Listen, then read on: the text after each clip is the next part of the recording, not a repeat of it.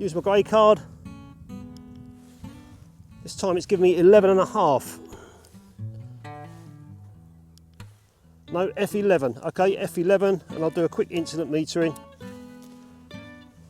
back towards the camera, and that's given me 11.5. So, okay, if I point it down a little bit, 11, it's about the same. So I'm going to go for F11 on this one. We've got some highlights going on in the background, so that'll be interesting to see how they come out. Done. Using a new developer, I want to see if I can get good results pushing Fuji Acros II, but I need to do some tests first. Will it work? Let's find out.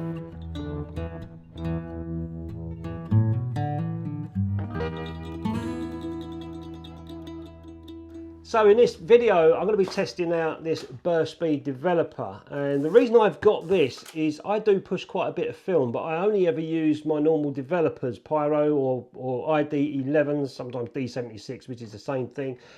But I want to be pushing Acros 102 to 400, so that's 2 stops. So I was online, I needed some developer, and I thought, what should I go for? I was looking at Ilford Microphen, and I've used that quite a few times in the past. Brilliant developer. And then I came across something called AccuFine, which is very hard to get hold of, but it's got a very good reputation. And through researching that, I came across this, which is the BERGGER Developer. It's a speed enhancing developer specifically for push processing. So I thought I'd get some of that. It's a 5-litre mix powder set, and I've already mixed it already. It was quite easy to do, as is most developers when they come in a powder kit form like this. And it makes up to 10 litres if you're developing one part to one part, so it's quite economical as well. I want to make sure that I do some tests first with this film before I go out on the field and shoot it, so I know what times to develop my film at a push process. There is some instructions here on the inside the box, and I'll quickly read what it says, what BERGGER say about their developer. It says BERGGER Developer is a fine-grained developer and can allow a speed increase with most films. When films are exposed at box speed, the BERGGER delivers pictures with full shadows and unburnt highlights. That's what I'm after.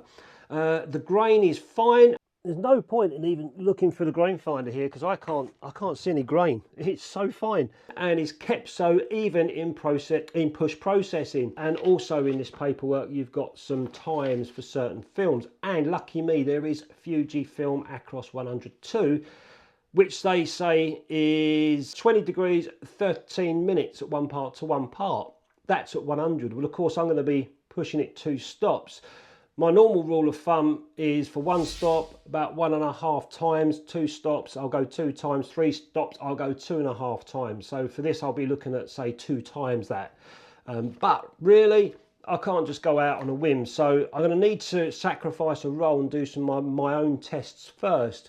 So what I intend to do is I've set up a small little scene. I've shut the windows outside so that there's no light coming in and out of the clouds. So I've got a constant light and a constant metering going on. And then I'm going to shoot a whole roll on this scene, and then I'm going to cut the roll into 3 sections and then develop it 3 different times. So from there, should be able to hit the nail on the head how long to develop this film for a push process of 2 stops. With that being done, I can then go and shoot this film confidently and then get back and develop as my tests showed. So hopefully everything will go well. I'll show you what I'm up to. I'll show you the scene and a little bit mixing up this developer, and then we'll get off up to the woodland area where I want to take some photographs, and we'll see if it works. With this BERGGER pack, I've got Part A. Oh, by the way, apparently this stuff was actually developed for their own films, their own 400 speed films. Yeah, so that's what I read. Anyway, you've got a Part A, big powder pack there. You've got a Part B, and you've got a Part C, and these are all the instructions on how to mix it. So let's rock and roll. First of all, we're going to get 3 litres of water up to 40 degrees. If you're using a kettle for boiling water, just make sure you don't get any lime scale in it. It's quite a new kettle, so that's not so bad. Right, that's at 40 degrees now. And I don't have those special spatulas, so what I use is this fly swat. Gotcha. Part A, in it goes. I'll just start stirring as I go. And I get all that dissolved. In goes Part B. Do the same again, make sure that's all dissolved. Okay, that looks dissolved. Now we go for Part C. That looks good. And finally, we'll just top it up with water to make my 5 litres. And that's done. All I've got to do now is get 2.5 litres into this container. That's going to be stored away, and then I'll get the remaining 2.5 litres in these 2 accordion bottles, and these are the ones that I'm going to be using over the coming weeks. Depends how much film I shoot, and then get all this cleaned up before the wife gets home, otherwise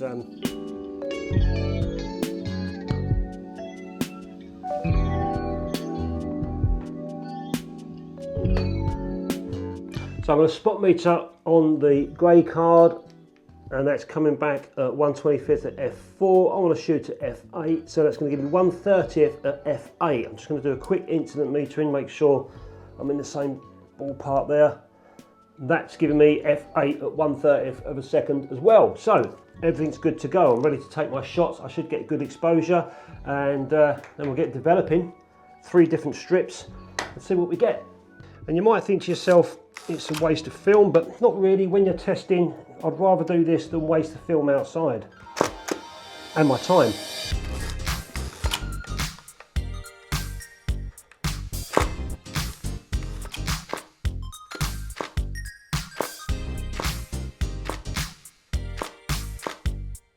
And that's it, all 12 shots done.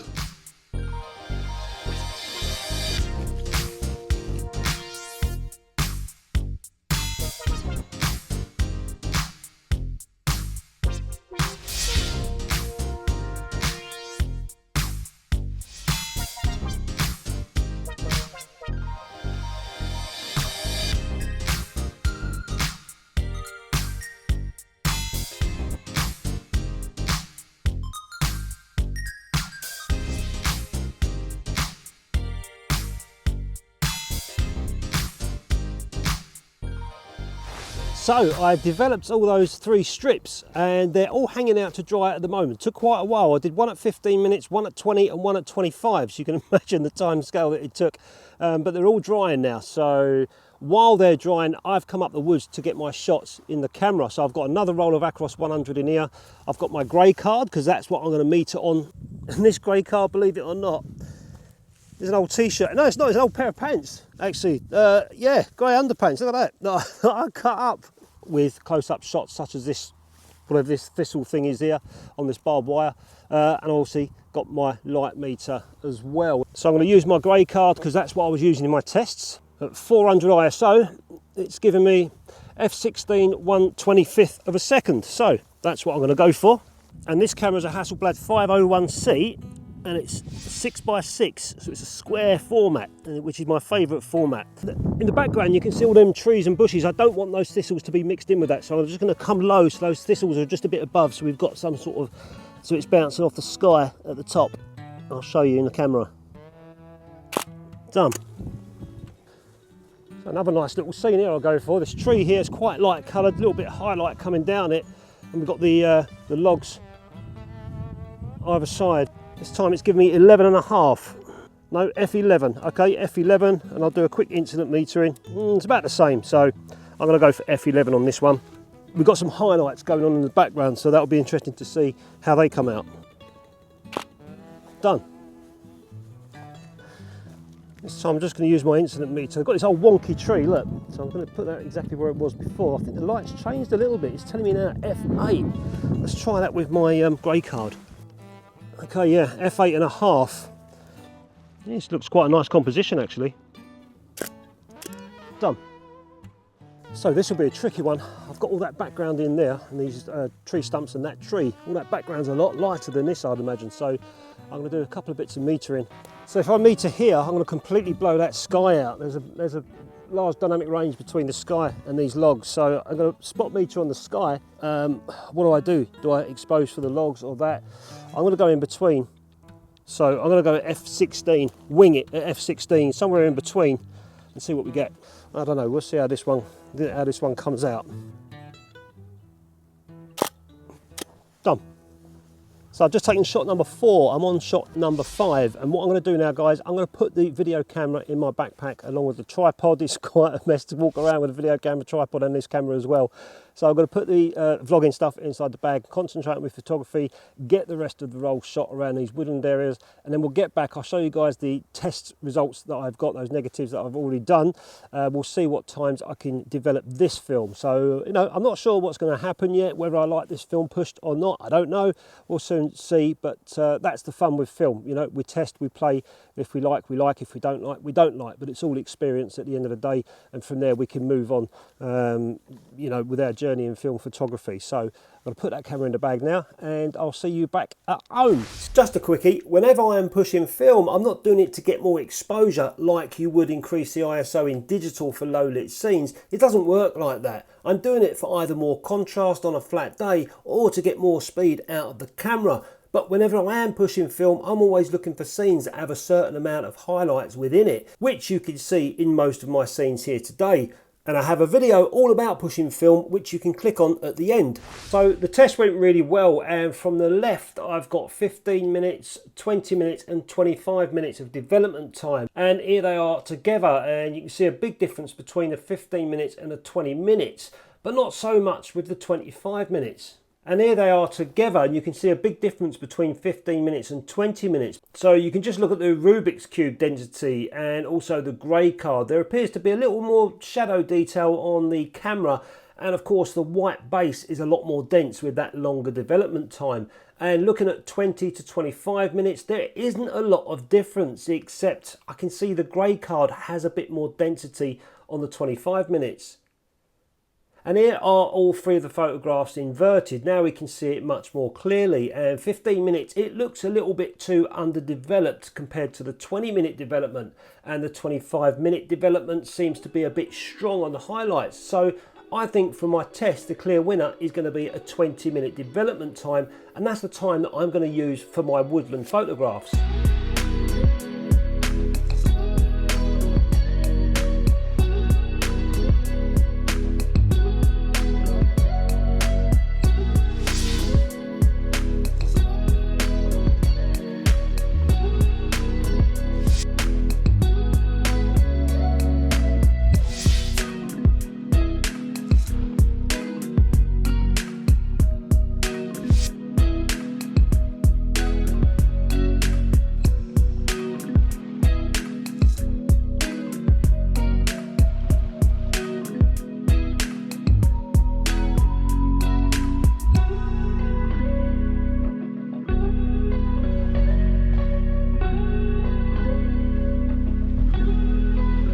So sorry about that wind noise. I know sometimes it can't be helped, and you know, it is what it is, but I forgot the little fluffy thing to take with me. I didn't even realise when I was recording, so if anyone got annoyed by the wind up in the woods, I apologise for that. I should have worn this, but I didn't. But who cares, because I'm happy. The negatives have come out really nice, and I'm really pleased that I've done that test. I've learned a couple of things from it as well.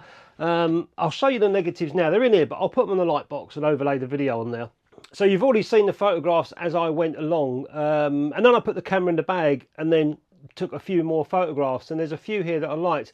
In particular, this one of this lady sitting on a bench, and I was actually in the woodland area taking some photographs, and she came along and sat on the bench, and I noticed straight away that the sunlight was coming down on her hair and lighting her white shirt, and I thought that would be an ideal opportunity to test the highlights of this developer and this film being pushed. That came out really well. I was really pleased with that photograph. So that's one that I'm going to print in this session tonight in the darkroom. And also there were some tyres that I shot some in the kiddie area, some play tyres, and there was people milling around. I was trying to get the shot right at the moment where there was no one in the shot at all, but you can just see a person in the background. But that's another print that I liked, or photograph, so I'm going to make a print of that. But overall the photographs have come out really well. I'm not too sure whether an extra push would have really collapsed this film. 800, I don't know. At 400, I guess that I was pushing its limits, because I believe that Acros 102 has got its own sort of steep curve anyway, with the contrast. So if it was any sunnier, I might have had a bit of trouble with the, you know, shadow detail and the highlights. But today being kind of like a light overcast day, I think it helped that 2-stop push with that film. So I was really happy the way it came out. Now, I don't know whether it's because of that developer. Of course, I haven't tried this two-stop push in Pyro or ID11 or any other developer. I've just tried this burst speed. That's what I've got it for. So I was happy with the results that I got. Even when you zoom into that woman sitting down on the bench, if you look around, there's complete sharpness and tonality all around it. So, you know, I can't say nothing more than I'm happy with the developer and the Acros push combo. Like I say, doing it out in the sunlight on a strong sunny street sort of photography day, I don't think I don't like contrast that much, but who knows, it might work, I don't know. So these are some of the prints that I made in the darkroom, the ones from the negatives that I liked. I particularly like the woman sitting on the bench. I've already explained about that one. That one's come out nice. I also used a carrier for the negatives, so it shows the rebates. That's why there's quite a heavy rebate there, you can see. This one of the bench, particularly like this, I ended up sort of going for photographs which had objects inside the woods, such as this bench. You don't often see a bench in the woods. So I took a photograph of this bench. Again, it all come out looking really nice. I used the contrast 1 and contrast 0 on these, so it tells you straight away that I needed to lower the contrast on those negatives. But again, all the tonalities there, super fine grain and super sharp as well. And another photograph there of one of the tree trunks, again on a lower contrast filter. But to be honest, I'm not sure if Acros II is going to be a film that I'm going to push in future. I usually push FP4 and that works perfectly fine for me to push the 400. But sometimes, you know, you're in a situation where you've only got Acros 100 with you, for example, and you need to push it. You need to get a bit more speed into the camera in a lower light situation. So it's nice that I've done these tests for myself, so I can confidently say that, yeah, I can push this to 400 in certain situations, and I know how to develop it. And there's another photograph there, another print I made of the tyres, and I quite like that one as well. I went for that because of the highlights around the tyres. I noticed the highlights were looking quite nice, and that's why I kind of studied that shot and took that photograph. So anyway, guys, I hope you enjoyed the video. Let us know in the comments if any of you shoot the Fuji Acros II film, especially if you push that film, and if so, what developer do you use? I'd be interested to know, and I'm sure others will as well. So many thanks for watching, liking and all that stuff, and commenting on the video, and a special thanks to the guys that support me on Patreon and the YouTube members area as well. I'll be putting the full darkroom session from this video on Patreon and the YouTube members area, so any members out there, keep your eye out for that. And thanks for watching, and I'll catch you next time.